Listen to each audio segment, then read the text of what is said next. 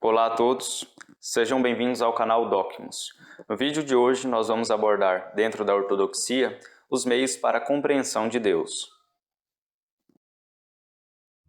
Glory to the Father and to the Son and to the... A teologia ortodoxa, diferentemente da teologia da Igreja Romana, se apresentou fiel a um corpo e estrutura de justificativas que buscavam alcançar o conhecimento de Deus sem utilizar os elementos da ordem da realidade material. Dessa forma, através da negação dos elementos da realidade, os teólogos ortodoxos encontraram o caminho para a consagração com o divino. Esses dois elementos, permeando cada uma das teologias das igrejas pós-cisma, se apresentam sendo divididas em teologia afirmativa, que é o catafatismo, e teologia negativa, o apofatismo, que apesar dos nomes, não apresentam um caráter moral. Isso quer dizer que não é uma relação de uma teologia boa e de uma teologia ruim, muito pelo contrário. Se trata apenas de uma tendência de ordenação das ideias teleológicas. Essa via, por sua vez, foi empregada em maior proporção pela teologia romana, no movimento da escolástica, especialmente na teologia de Tomás de Aquino. Em suma, a teologia da escolástica se articula através do uso da razão, que nessa via é utilizado de modo a articular os pensamentos e raciocínios para se atingir Deus. Aqui há um impasse, pois Deus, enquanto imperscrutável que é, não pode ser conhecido completamente em nenhuma instância de abordagem a ele. Quem dirá através dos objetos e obras do mesmo? Há de se objetar que um artesanato pode ser compreendido em sua totalidade, e dependendo do grau, pode-se conhecer algo sobre seu artesão. Porém, nunca podemos compreender ou saber totalmente quem é a pessoa que fez um objeto, pois a complexidade do indivíduo ultrapassa e muito as noções apresentadas pela sua obra. Tal é a teologia afirmativa ou catafatismo. Por vezes que a compreensão de Deus venha a se apresentar de modo limitado, como pode ser visto na Suma Teológica de Tomás de Aquino, o argumento dos adeptos dessa via teológica diz ser possível compreender Deus tão somente por seus atributos. Como o Papa Pio XI bem disse, a Suma Teológica é o céu visto da terra. De fato, mesmo que com o objetivo de exaltar o trabalho de Aquino, a asserção do Papa foi precisa em demonstrar o ponto de onde a teologia escolástica parte. É um exercício nada mais do que filosófico.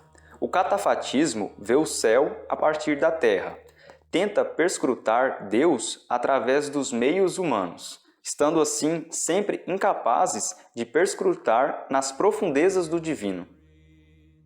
Afinal, a base filosófica de Aquino se apresenta em Aristóteles. Este, por sua vez, tem uma noção de metafísica parca em relação à amplitude de seu mestre Platão, que, dada as devidas proporções, é o maior expoente da teologia mística da Igreja Ortodoxa. Aristóteles apresenta as formas e suas substâncias como integrados, em uma condição de inerentemente unidos, forma e substância que se concebem em um mesmo plano. Já em Platão, as formas são concebidas a fortiori de suas substâncias, sendo a primeira gerada a partir da última, ambas estando em planos distintos.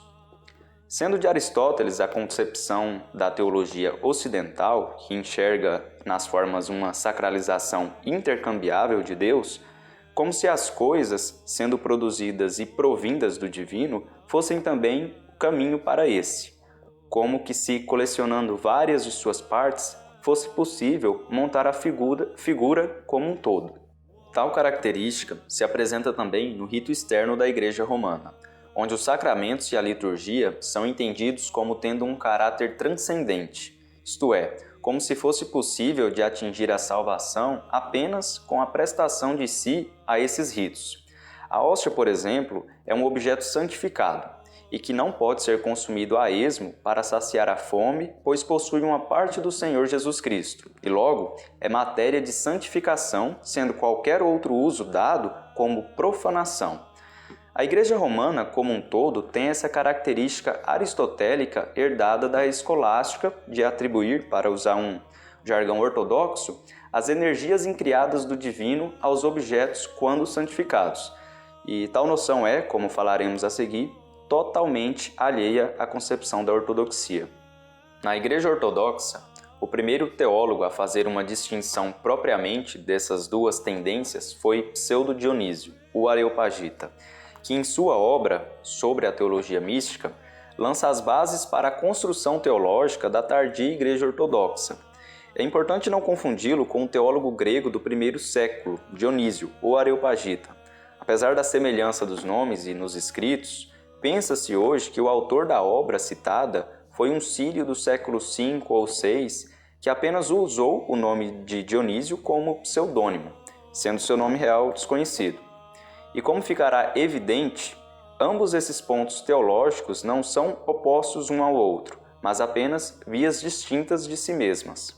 A teologia negativa, ou apofatismo, busca a compreensão do divino na negação de suas obras, ou seja, no reconhecimento de que os objetos, as coisas e os seres, por vezes que obras de fato e portadores de uma centelha do divino, são nada além de matéria.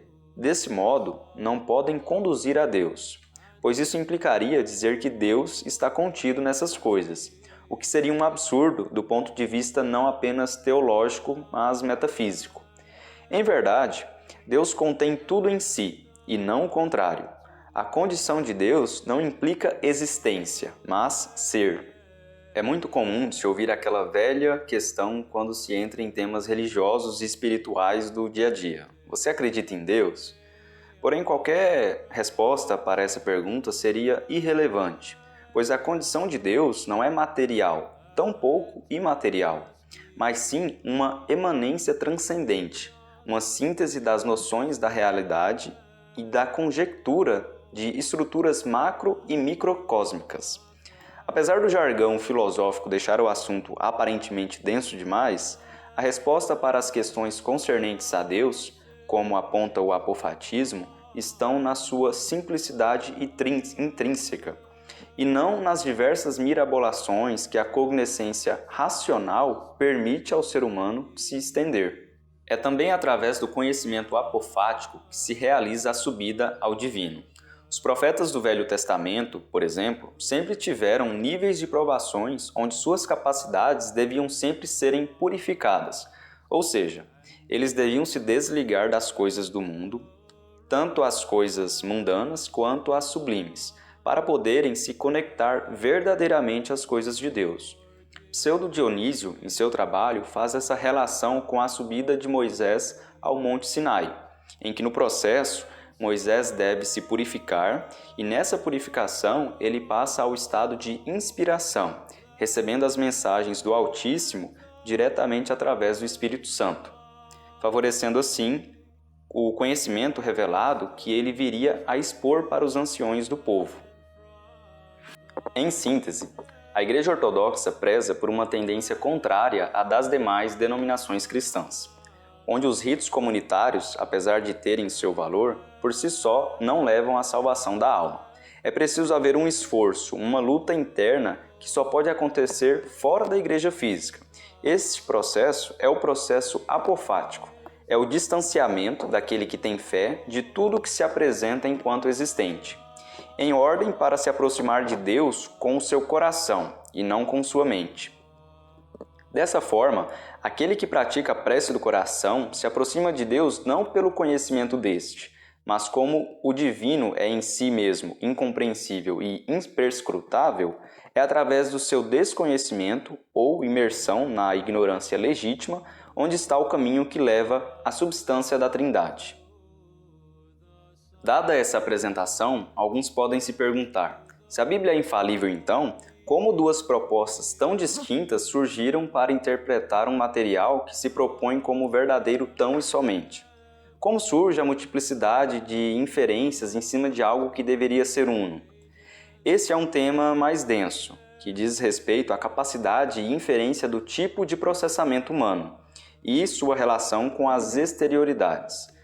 Trataremos dessa questão futuramente a fundo, pois é imprescindível para se compreender as qualidades de Deus se ter consciência, antes de mais nada, do tipo de relação que temos com essas qualidades, isto é, se trata de uma relação apofática ou catafática.